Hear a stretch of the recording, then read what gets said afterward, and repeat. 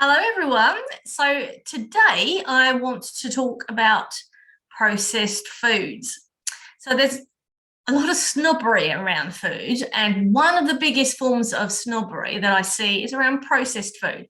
And I laugh when I hear people say to me, "Oh, well, I don't eat any processed food," or "I only eat clean," whatever that means. I wash my fruit and veggies, but I don't really think that's what they mean. So I call bullshit on that because I don't know anyone who doesn't eat processed foods. If you eat frozen berries, if you eat porridge oats, if you eat rice, quinoa, fermented foods, then you're eating processed foods. A whole apple picked off a tree is a non-processed food. But if it has anything done to it at all, frozen, cooked, chopped, turned into milk, turned into a powder, it's then processed. So the official definition of a processed food is any raw agricultural commodity that has been washed, cleaned, milled, cut, chopped, heated, pasteurized, blanched, cooked, canned, frozen, dried, dehydrated, mixed, packaged, fermented, or had anything done to it that basically alters its natural state, then it's a processed food. Now, as everything in life, nothing is absolute. Everything is pretty much on a spectrum. So processed foods can be minimally processed, and they can be processed along that spectrum. So you might have something that's been ground up, that's a processed food, or frozen, that's a processed food, or fermented, that's a processed food. And then you start adding ingredients like your sugar, your salt, your fat. And then maybe you move along the spectrum a bit more and you add other things like your colors and your flavorings and your stabilizers and your preservatives and your emulsifiers. And at the end of the spectrum, then you've got what we call ultra processed food. And it's the ultra processed food that's basically crap. So the general consensus is the further along the spectrum you go and the more ultra processed the food is, the less beneficial it is to us.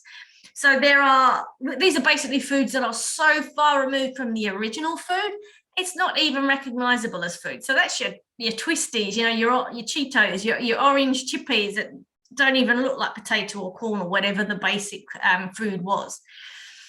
Now, there's some suggestion that actually frozen fruit and veggies can be more beneficial than fresh, unless the fresh is eaten immediately, because once you pick, the longer that you leave the fruit and veg, the more the nutrients degrade.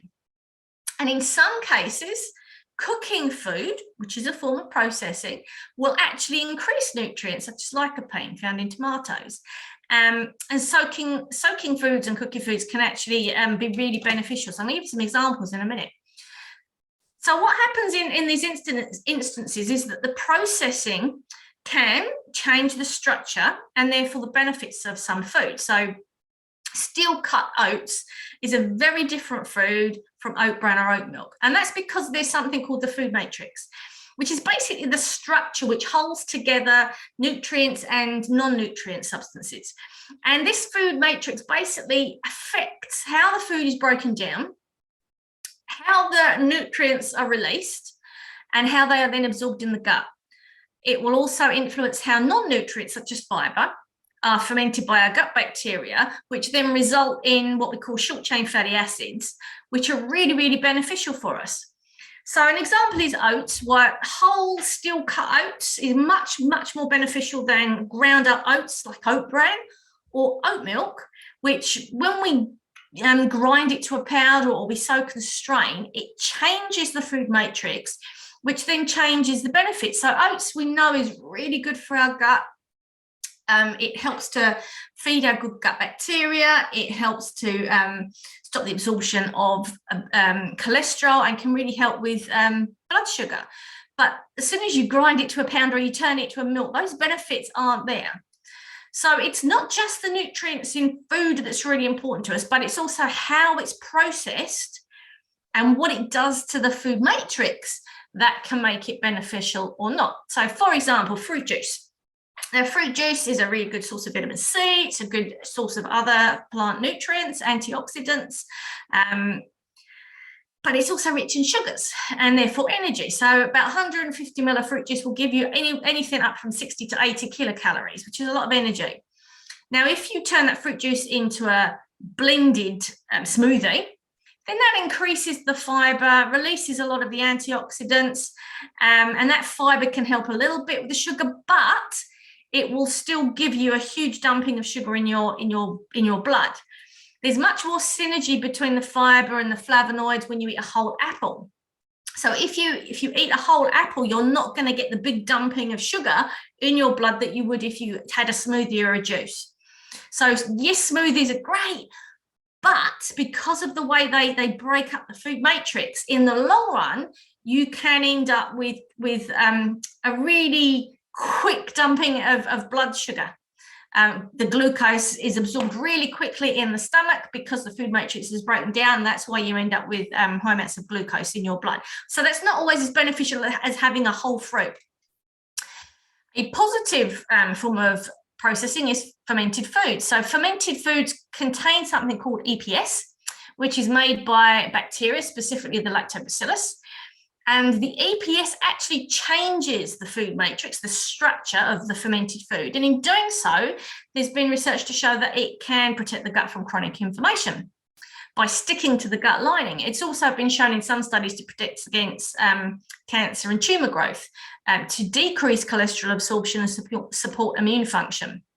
So we know fermented foods have probiotic activity, and they also allow for the increase in the absorption of nutrients. And there's been some really interesting studies showing that cheese and yogurt and kefir have far more health benefits than cow's milk. And cheese, kefir, yogurt have all shown to have protective actions against cardiovascular disease. So that form of processing can be really beneficial and can change the structure of a food to make it more beneficial. As I mentioned before, you've got lycopene, which is a food chemical found in tomatoes, and cooking transforms that lycopene to a much more bioavailable and active form. And that's been shown to help protect against prostate cancer. So you need to cook the tomatoes to actually get to that nutrient that's been shown to have health benefits. Soaking and cooking grains, tubers, legumes produce a softer texture, increase the digestibility by, again, breaking down the food matrix, and can also help remove chemicals such as alkaloids and lectins, which are considered anti-nutrients, which you find in tomatoes and grains. The cooking and the cooling of potatoes and rice creates resistant starch, which is hugely beneficial to our gut bacteria and therefore us. There's been some studies to show that eating finely ground almonds, especially in comparison to almonds, can increase the absorption of fats, whereas if you ate them whole, then that wouldn't happen, which is really important to know if you need to be careful about fat consumption. If you cook carrots and you add a little bit of butter, then actually that will make the carotenoids, like your beta-carotene and your alpha-carotene, which are your precursors to vitamin A, makes that more available for absorption. So as you can see, processed foods, it's not a blanket, all processed foods are unhealthy. Some of them are not unhealthy. Some of them are actually, when we process the food, it actually increases the health benefits and the accessibility to the nutrients contained with the food. It really depends on the type of processing and where on the processing spectrum it is. So the processing, by changing the food matrix, can turn a healthy food into an unhealthy food, but it can also increase the health benefits too.